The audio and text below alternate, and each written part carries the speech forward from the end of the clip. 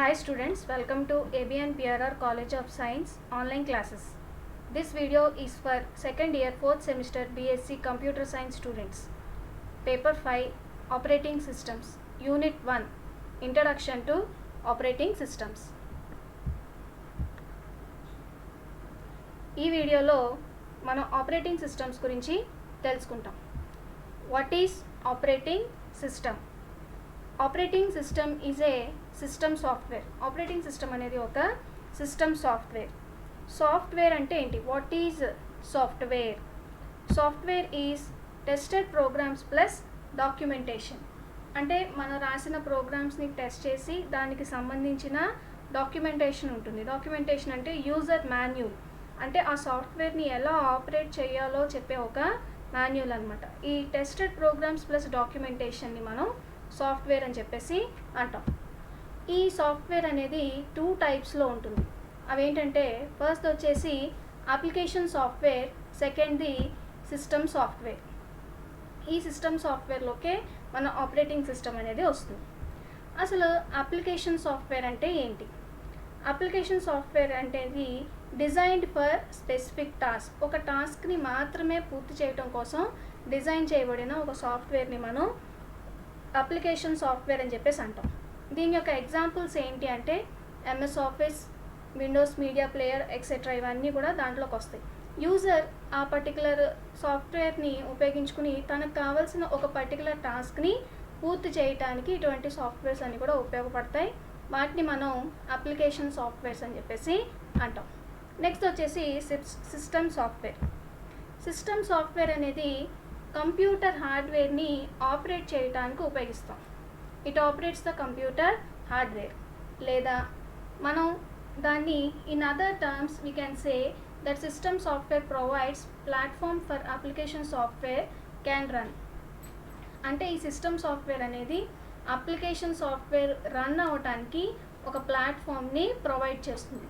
ఈ విధంగా కూడా మనం సిస్టమ్ సాఫ్ట్వేర్ని డిఫైన్ చేయొచ్చు.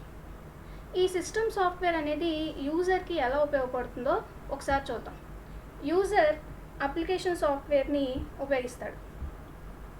ఈ అప్లికేషన్ సాఫ్ట్వేర్ రన్ అవ్వటానికి మనం సిస్టమ్ సాఫ్ట్వేర్ని యూజ్ చేసుకుంటాం. ఎందుకంటే ఇందాకే చెప్పుకున్నాం, మనకి అప్లికేషన్ సాఫ్ట్వేర్ రన్ అవ్వాలి అనుకుంటే సిస్టమ్ సాఫ్ట్వేర్ దానికి ఒక ప్లాట్ఫామ్ని ప్రొవైడ్ చేయాలి. ఈ అప్లికేషన్ సాఫ్ట్వేర్ సిస్టమ్ సాఫ్ట్వేర్ ద్వారా రన్ అవ్వటానికి మనకి హార్డ్వేర్ అనేది కావాలి. అంటే ఈ విధంగా యూజర్ అనేవాడు ఈ సిస్టమ్ సాఫ్ట్వేర్ని ఉపయోగించుకుంటూ హార్డ్వేర్ ద్వారా అప్లికేషన్ సాఫ్ట్వేర్ని రన్ చేస్తాడు. దీన్ని బట్టి మనం ఆపరేటింగ్ సిస్టమ్ యొక్క డెఫినిషన్ని సింపుల్గా ఎలా చెప్పుకోవచ్చు అంటే, operating system acts as an interface between the user and the hardware. యూజర్కి మరియు హార్డ్వేర్కి మధ్యలో ఈ ఆపరేటింగ్ సిస్టమ్ అనేది ఒక ఇంటర్ఫేస్గా పనిచేస్తుంది. అంటే ఒక బ్రిడ్జ్ లాగా అది మనకి యూజ్ అవుతుంది.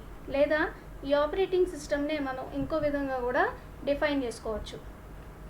And operating system is a program that manages the hardware. It also provides a basis for application programs and acts as an intermediary between the computer user and the computer hardware. ఈ operating system అనేది ఒక programme, అది కంప్యూటర్కి సంబంధించిన హార్డ్వేర్ని manage చేస్తుంది. దాంతో పాటుగా application ప్రోగ్రామ్స్కి అదొక బేస్ని provide చేస్తూ అది కంప్యూటర్ యూజర్ అంటే ఎవరైతే కంప్యూటర్ని యూజ్ చేస్తున్నారో వాళ్ళకి మరియు కంప్యూటర్కి సంబంధించిన హార్డ్వేర్కి మధ్యలో ఒక ఇంటర్మీడియటరీ అంటే ఇంటర్ఫేస్ లేదా ఒక బ్రిడ్జ్ లాగా అది వర్క్ చేస్తుంది. ఈ విధంగా మనం ఆపరేటింగ్ సిస్టమ్ని డిఫైన్ చేసుకోవచ్చు. సింపుల్గా అయితే operating system acts as N interface between the user and the hardware కింద మనం దాన్ని డిఫైన్ చేయొచ్చు. ఇక్కడ మనం ఇంటర్ఫేస్ అని ఇంటర్మీడియటరీ అని అంటున్నాం. ఓఎస్లో ఇంటర్ఫేస్ ఎలా పనిచేస్తుంది అంటే ఓఎస్ అనేది ఇంటర్ఫేస్గా ఎలా పనిచేస్తుందో ఒక చిన్న డయాగ్రామ్ని బట్టి మనం తెలుసుకుందాం. ఈ డయాగ్రామ్ని కనుక మనం జాగ్రత్తగా చూస్తే ఈ డయాగ్రామ్లో లోవర్ లెవెల్లో మనకి కంప్యూటర్ హార్డ్వేర్ ఉంది. ఈ కంప్యూటర్ హార్డ్వేర్లో రిసోర్సెస్ ఉంటాయి.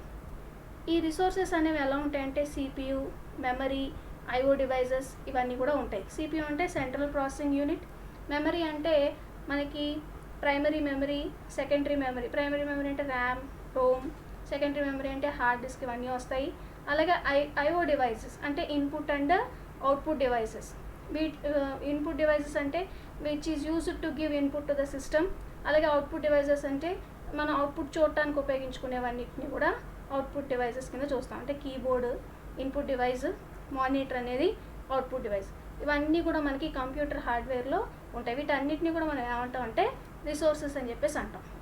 దీని యొక్క నెక్స్ట్ లెవెల్లో మనకి ఆపరేటింగ్ సిస్టమ్ ఉంది. ఈ ఆపరేటింగ్ సిస్టమ్ని కాసేపు లేదు అని చెప్పేసి అనుకుందాం. దీని నెక్స్ట్ లెవెల్లోకి వెళ్దాం. దీని నెక్స్ట్ లెవెల్లోకి వెళ్ళినప్పుడు మనకి అప్లికేషన్ ప్రోగ్రామ్స్ ఉంటాయి. Application programs are softwares. ఈ అప్లికేషన్ ప్రోగ్రామ్స్ అనేవి ప్రోగ్రామ్స్ లేదా softwares which are used to perform a specific task that can be directly used by the user. అంటే ఈ అప్లికేషన్ ప్రోగ్రామ్స్ కొన్ని స్పెసిఫిక్ టాస్క్ కోసమే రాసే సాఫ్ట్వేర్స్. వీటిని యూజర్ డైరెక్ట్గా యూజ్ చేసుకోవచ్చు. ఇక్కడ మన ఎగ్జాంపుల్స్ చూస్తే కనుక word processor, spread sheets, compilers, text editors, web browsers, ఇలా డిఫరెంట్ అన్నీ కూడా మనకి ఉన్నాయి. వీటిపైన యూజర్స్ ఉంటారు. వీటిపైన మనకి యూజర్స్ ఉంటారు. ఈ యూజర్స్ అప్లికేషన్ సాఫ్ట్వేర్ని యూజ్ చేస్తారు. అంటే కింద మనం చెప్పుకున్న వర్డ్ ప్రాసెసర్స్ని వాటన్నిటిని కూడా యూజర్స్ అనేవాళ్ళు యూజ్ చేసుకుంటారు. ఇప్పుడు మనం ఒక ఎగ్జాంపుల్ తీసుకుందాం. సపోజ్ యూజర్ 1 ఉన్నారు. అతను వర్డ్ ప్రాసెసర్ని యూజ్ చేస్తున్నారు. అంటే డాక్యుమెంట్స్ని వాటిని తయారు చేసుకుని వాటిని సిస్టంలో స్టోర్ చేయాలనుకుంటున్నారు. అది ఎలా జరుగుతుందో చూద్దాం. ప్రస్తుతం ఆపరేటింగ్ సిస్టమ్ లేదు అని అనుకుందాం. ఇక్కడ user, application program and hardware మాత్రమే ఉన్నాయి. అంటే ఇక్కడ 3 ఉన్నాయి. యూజరు, అప్లికేషన్ ప్రోగ్రాము, హార్డ్వేర్, ఈ 3 మాత్రమే ఉన్నాయి అనుకుందాం. యూజర్ వర్డ్ ప్రాసెసర్ని ఉపయోగించి డాక్యుమెంట్ రాయాలనుకుంటున్నాడు. ఓఎస్ లేదు. యూజర్ కంప్యూటర్ హార్డ్వేర్కి తను డాక్యుమెంట్ రాయాలి అనుకుంటున్నాడు అని చెప్పాలి కదా. అది కూడా ఎలా చెప్పాలి అంటే కోడ్ రూపంలో చెప్పాలి. అంటే తను కంప్యూటర్లో చేసే ప్రతి పనిని కూడా కోడ్ రూపంలో చెప్పాలి. అంటే ఎంఎస్ వర్డ్ని లోడ్ చేయమని, అది రాయటానికి ఒక డాక్యుమెంట్ను ఓపెన్ చేయమని, రాసిన దాన్ని సేవ్ చేయమని, చేసేది ఎక్కడ చేయాలో కూడా ఎక్కడ చేయాలో కూడా చెప్పాలి. అది కూడా కోడ్ రూపంలో చెప్పాలి. ఇలా ప్రతి దాన్ని కూడా కంప్యూటర్ హార్డ్వేర్కి కోడ్ రూపంలో చెప్పాలి. దీన్ని అంటే ఈ ప్రాబ్లమ్ని ఓవర్కమ్ చేయటానికే మనం ఏం ఉపయోగించుకుంటున్నాం అంటే ఆపరేటింగ్ సిస్టమ్ను ఉపయోగించుకుంటున్నాం. ఇది యూజర్ మరియు కంప్యూటర్ హార్డ్వేర్కి మధ్యలో ఉంటుంది. ఇది ఇంటర్మీడియేటర్గా ఉంటుంది.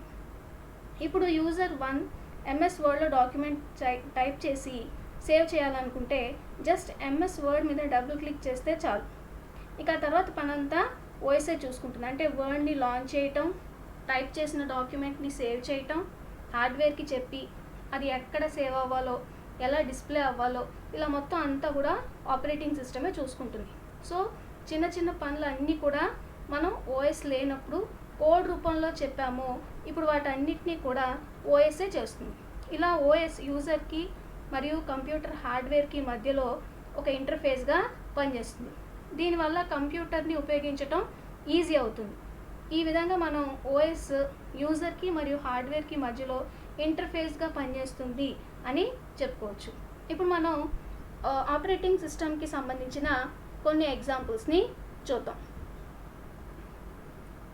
ఇందులో Words, Windows, Linux, Ubuntu, Mac OS ఏవైతే ఉన్నాయో ఇవన్నీ కూడా కంప్యూటర్కి సంబంధించిన ఆపరేటింగ్ సిస్టమ్స్.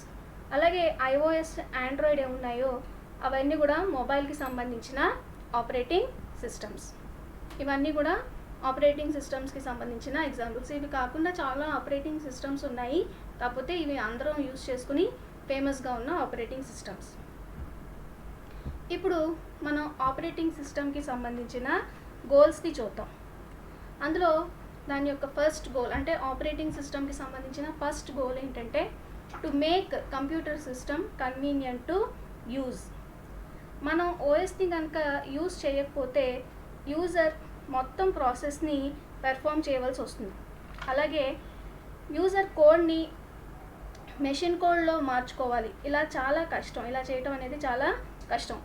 ఓఎస్ యూజర్ మరియు హార్డ్వేర్కి మధ్యలో ఇంటర్మీడియట్గా పనిచేస్తుంది.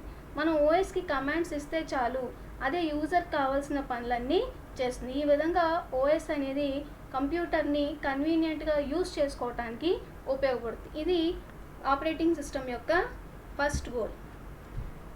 దాని యొక్క సెకండ్ గోల్ ఏంటంటే to make the use of the computer hardware in a efficient way. అంటే ఆపరేటింగ్ సిస్టంలో ఉన్న అన్ని రిసోర్సెస్ని ఎఫిషియెంట్గా అన్ని ఆపరేషన్స్ పెర్ఫామ్ చేసేలా చూడాలి. అలాగే ఏ రిసోర్స్ కూడా ఐడియల్గా ఉండకుండా, అంటే ఏ పని చేయకుండా ఉండకుండా అన్ని రిసోర్సెస్ ఎఫిషియెంట్గా ఉపయోగపడేలాగా చూసుకోవాలి. ఈ విధంగా ఆపరేటింగ్ సిస్టమ్ కంప్యూటర్ హార్డ్వేర్ని ఎఫిషియెంట్గా యూజ్ చేసేలా చూస్తుంది. ఇవి కంప్యూటర్కి సంబంధించిన మెయిన్ గోల్స్.